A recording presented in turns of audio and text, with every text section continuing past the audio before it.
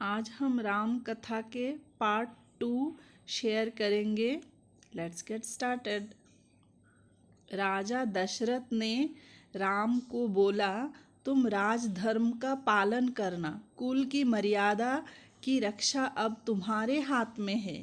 राज्याभिषेक की तैयारियां रानी कैकेयी की दासी ने भी देखी। मंथरा ने शुरू में उसे इस चहल पहल का कारण समझ में नहीं आया। उसने इसे कोई अन्य अनुष्ठान समझा।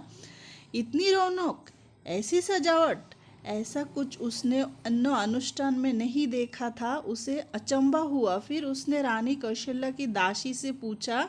उसे तब पता चला कि कल राम का राज्याभिषेक होने वाला है। ये उत्सव उसी के लिए है। मंथरा जल भून गई। राम का राज्याभिषेक उसे षड्यंत्र लगा, कैकेयी के विरुद्ध।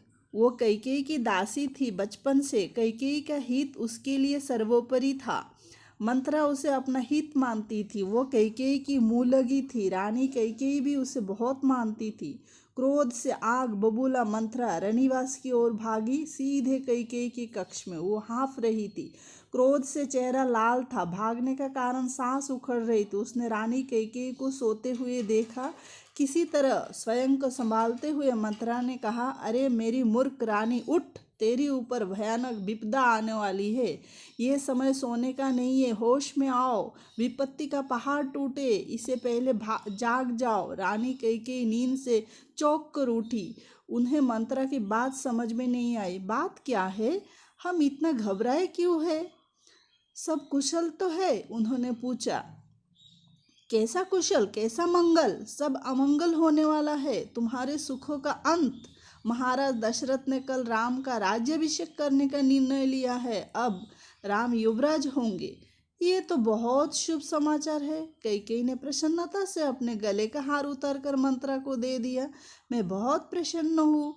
राम युवराज पद के लिए हर तरह से योग्य है। रानी, तुम्हारी बुद्धि फिर से गई है, मति मारी गई है। सवाल राम का योग्यता का नहीं है, राजा दशरथ के षड्यंत्र का है, तुम्हारे अधिकार छीनने का है। मंत्रा ने हार दूर फेंकते हुए कहा, ये षड्यंत्र नहीं तो और क्या है?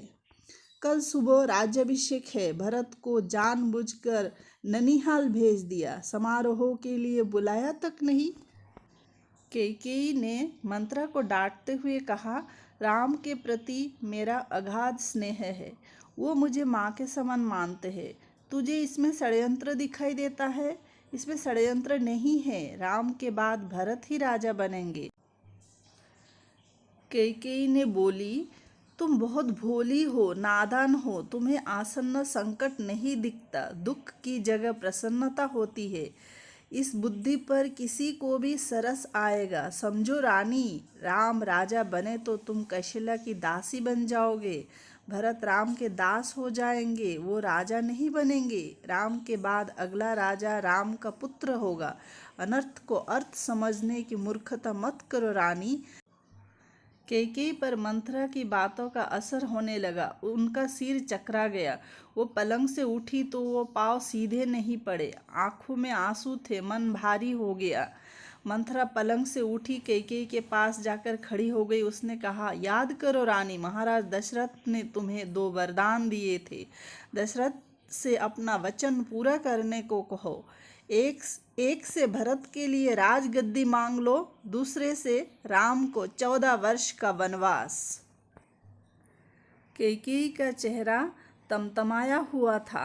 उन्हें मंथरा की बात ठीक लगी।